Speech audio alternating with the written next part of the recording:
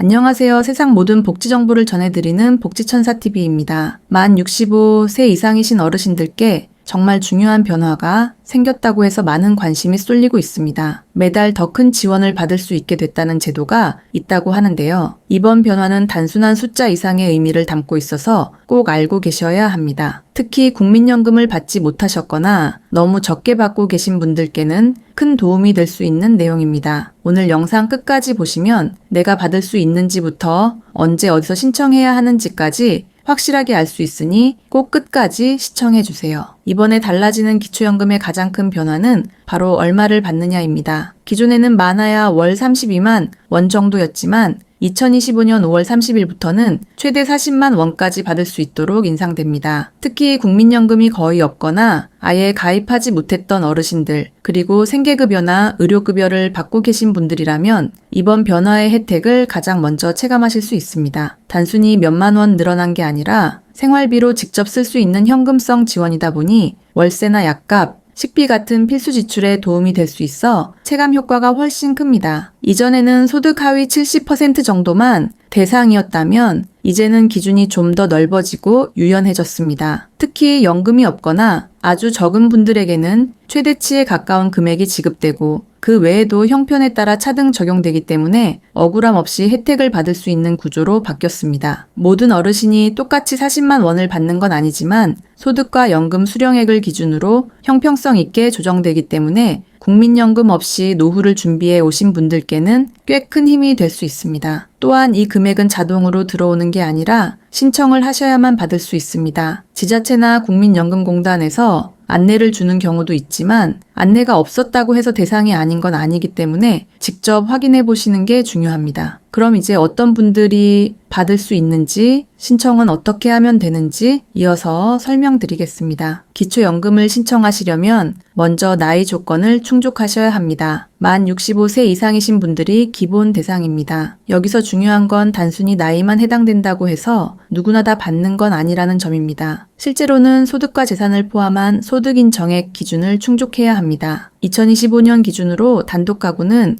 월 206만 원, 부부 가구는 월 330만 원 이하일 경우 신청 자격이 주어집니다. 소득 인정액이란 말이 조금 어렵게 느껴지실 수 있는데요. 쉽게 말씀드리면 실제로 들어오는 월 소득과 가지고 계신 재산을 종합적으로 계산한 금액이라고 보시면 됩니다. 신청은 만 65세 생일이 속한 달에 한 달 전부터 가능하니까 생일이 다가오신 분들은 미리 준비해 두시는 게 좋습니다. 신청할 수 있는 곳은 가까운 주민센터, 국민연금공단 지사 또는 온라인으로는 복지로와 정부44에서 하실 수 있습니다. 요즘은 인터넷으로도 신청이 가능하지만 스마트폰이나 컴퓨터 사용이 어려우신 분들은 직접 방문하셔서 신청하시는 것이 가장 정확하고 안전합니다. 필요한 서류는 본인이 직접 신청하실 경우엔 신분증만 준비하시면 됩니다. 주민등록증, 운전면허증, 장애인 등록증 등 본인을 확인할 수 있는 신분증이면 되고요. 대리 신청을 하실 경우에는 조금 더 서류가 필요합니다. 신청자와 대리인의 신분증, 위임장, 신청자 신분증의 사본이 있어야 합니다. 서류가 미비하면 접수가 되지 않기 때문에 미리 잘 챙겨가시는 게 좋습니다. 신청을 마치고 나면 담당 기관에서 자격 심사를 거친 후 지급 여부를 결정하게 됩니다. 이 과정에서 소득인 정액이나 기존에 받는 국민연금 등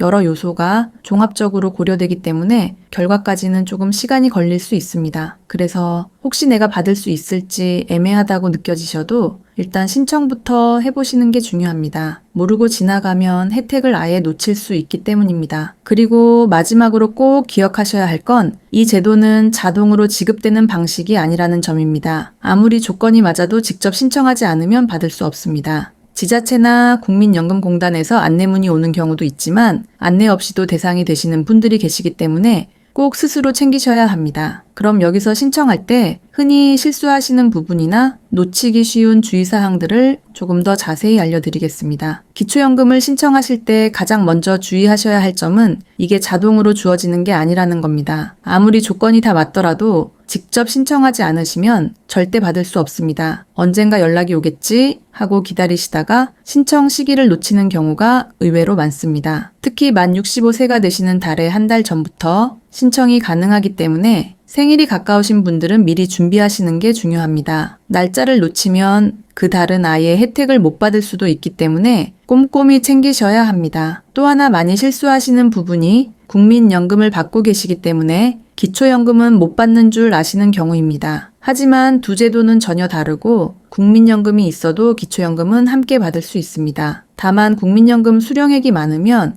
기초연금이 일부 줄어들 수는 있는데요. 그렇다고 해서 아예 못 받는 건 아니기 때문에 무조건 신청해 보시는 게 좋습니다. 이런 오해 때문에 혜택을 못 받는 경우가 상당히 많습니다. 소득과 재산에 대한 기준도 주의하셔야 합니다. 단순히 월급이나 연금 같은 수입뿐 아니라 가지고 계신 부동산, 예금, 자동차 등도 모두 포함돼서 소득인 정액이라는 걸 산정하게 됩니다. 이 기준을 초과하게 되면 신청을 하더라도 대상자에서 제외될 수 있습니다. 특히 본인 명의로 되어 있는 차량이나 예금이 생각보다 평가액에 크게 반영될 수 있기 때문에 이런 부분까지도 꼼꼼히 살펴보셔야 합니다. 집이나 땅을 자녀에게 증여하셨는데 아직 명의가 본인으로 돼 있는 경우에도 불이익이 생길 수 있으니 서류 정리도 꼭 확인하시는 게 좋습니다. 또 하나 중요한 건 수급 중이라 하더라도 소득이나 재산이 바뀌면 반드시 신고하셔야 합니다. 예를 들어 자녀로부터 생활비를 일정하게 받게 되었거나 상속으로 예금이 늘어난 경우 등 이런 변화가 있으면 즉시 관할 기관에 알려야 합니다. 신고하지 않으면 나중에 부정수급으로 간주돼서 혜택이 끊기거나 받은 금액을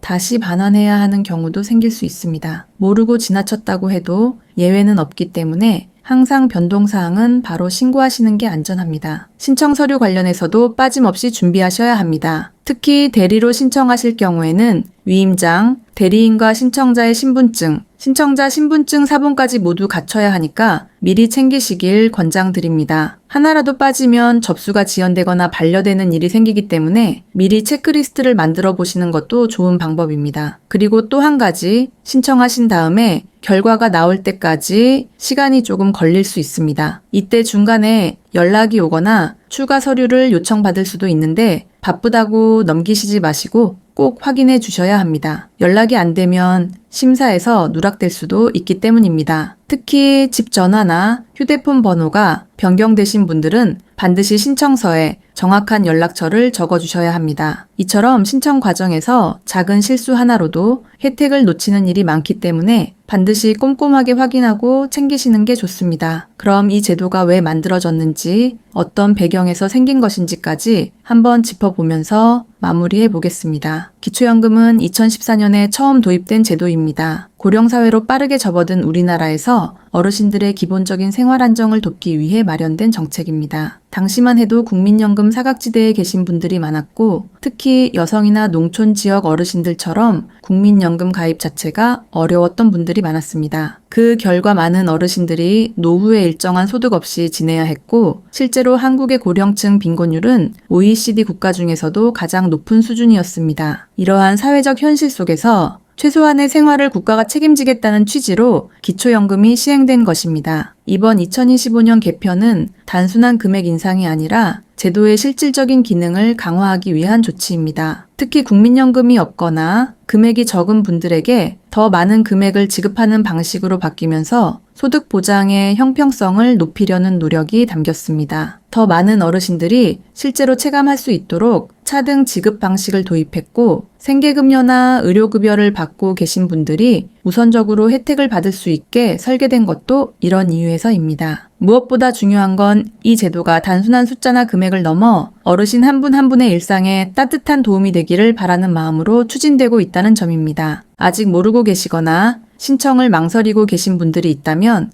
이번 기회에 꼭 챙기셔서 혜택을 받으시길 바랍니다. 혼자 알아보기 어렵거나 복잡하게 느껴지신다면 주변 가족이나 동주민센터에 도움을 요청하셔도 됩니다. 국가가 마련한 제도인 만큼 자격이 되시는 분들께는 정당한 권리로 받아가시기를 권해드립니다. 필요할 때 곁에 있다는 믿음을 드릴 수 있도록 복지제도는 앞으로도 계속 진화해 나갈 것입니다.